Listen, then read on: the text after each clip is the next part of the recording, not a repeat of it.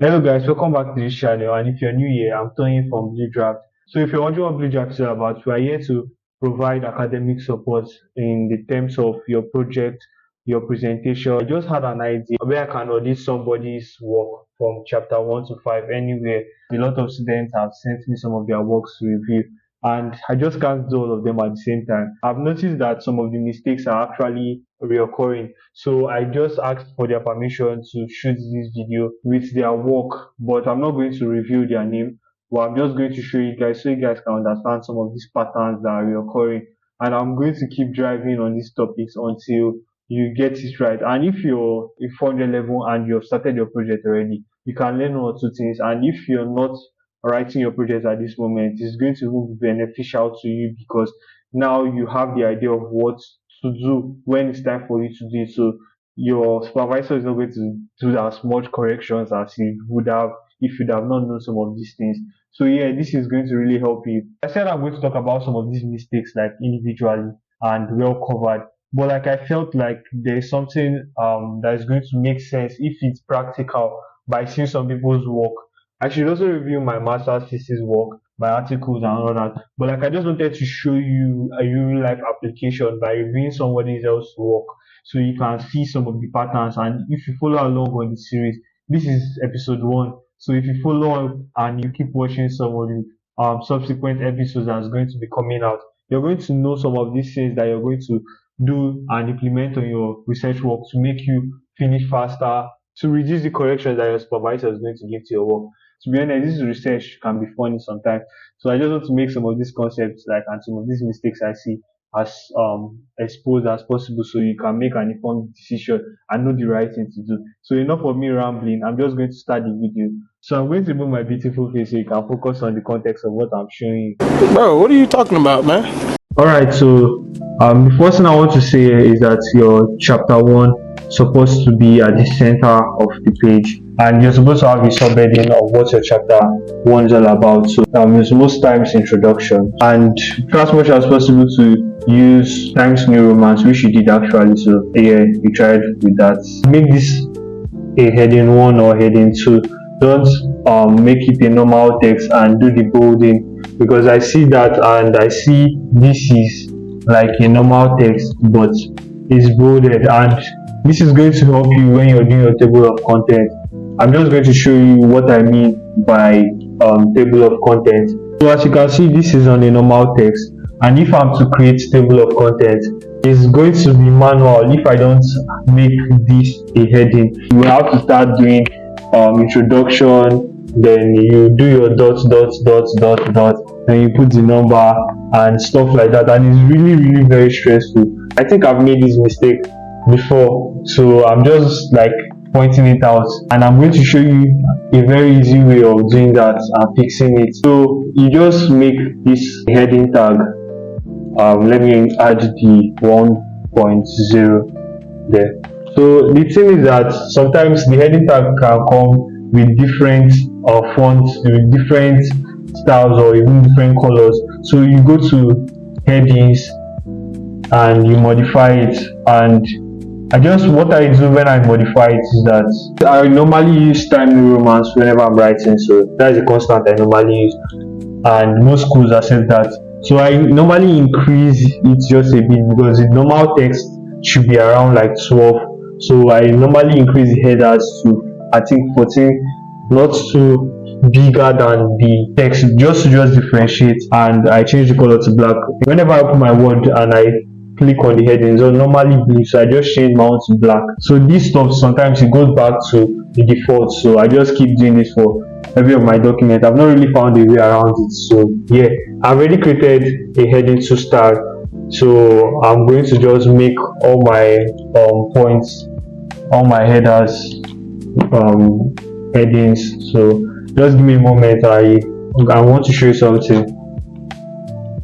So now I just stopped at 4.0. Let's see 4.1, 4.2 and all that. But like if I didn't add 4.1 to wherever it is, so whenever I want to create an automatic table of contents without doing it manually, watch what is going to happen. I'm just going to move this into a new page. So when I do the table of content, you can see everything. So you go to reference if you want to add a table of content automatically. I really don't have much to say about table 1 or manual table. I just pick automatic 2 and I stick with it. Other corrections that I made to your work, you can add chapter. Let me show you something. Chapter 1, then introduction, which is the right thing to do. I'm just going to make this uppercase, the both of them. Okay, so now this is a heading 1. Now I'm just going to do the heading 2 blue. I'm changing it to black. I'm changing it to Time New Romance. I'm doing 14 just to make it bigger, and now I'm going to select it as heading 2 and add the number. I think it was 1 point, sorry, and add the number. I think it was 1.0. yeah. So now if I update a table of contents on your work, I'm just going to push it to the next page, and if I do a table of contents, I go to reference and I click on table of contents and I go to automatic 2. As you can see, this is what we've done so far. Your chapter 1, your introduction, and this, they're all in the table of contents. Again, this video is not about showing how to do the table of contents, just to show you how to fix some of the mistakes on your work. And if you want me to fix it, we can discuss and I'll fix everything. Without complimenting you for justifying your work. What I mean justifying your work, most people normally write their research with this, and this is not the right way to write research, because you're leaving gaps at this side and at some of this, like there are empty spaces. You have to justify it, so it's going to be uniform at this side and at this side. So that's what you did well. And also I noticed some of your spacing were irregular, like this is irregular, so you need to bridge the gap. Don't skip too much space. So I noticed that your work was spaced out at a 2.0 line space.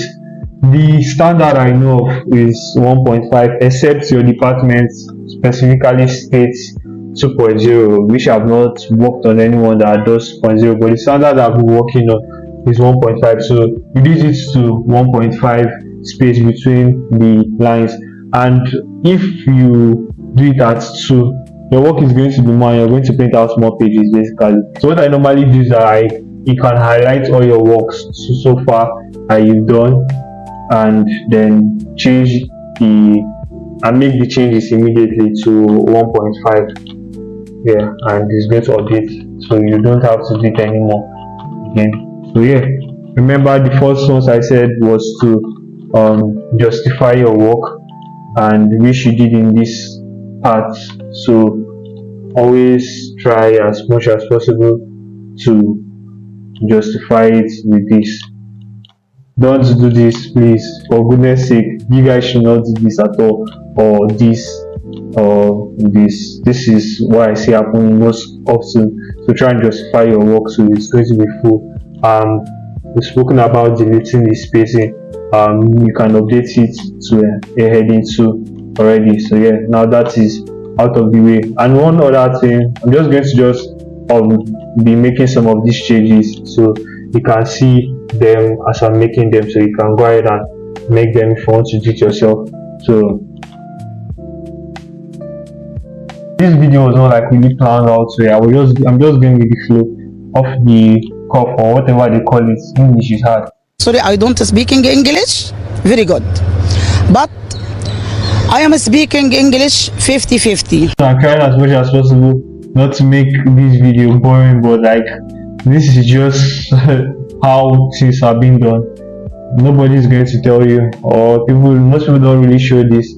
So this is how my life is. Basically, I make corrections, I do all this. It's now very frustrating if you have other things to do. Like project is just like very frustrating if you're now doing it alone. Yeah, so I just noticed something. This is how you send your work to me. Don't do this like you have this pushing out, then this one at the end. If you want to fix it, just highlight on So click on this decrease indent. You click on this and it's going to push it back. Yeah, so this can be in numbers. This can be in numbers, and also don't use bullet points. So this can be in Roman numerals of what you're trying to define, and it's looking like what we did for this one where we pushed it back to this way. You can push it back a bit because it's already selected. I'm just going to push it back a bit. You can still push it back a bit. I don't think you can push it any further, but like shouldn't be like something like somewhere as close to this. So just I think this is fine. So yeah, I'm going to create a video on like the referencing, like, but I don't want to rush. Now I started Blue Jams is when some people are already doing their projects and they've started already. So like I have plans for creating from chapter 1 to chapter 5, showing how to do everything.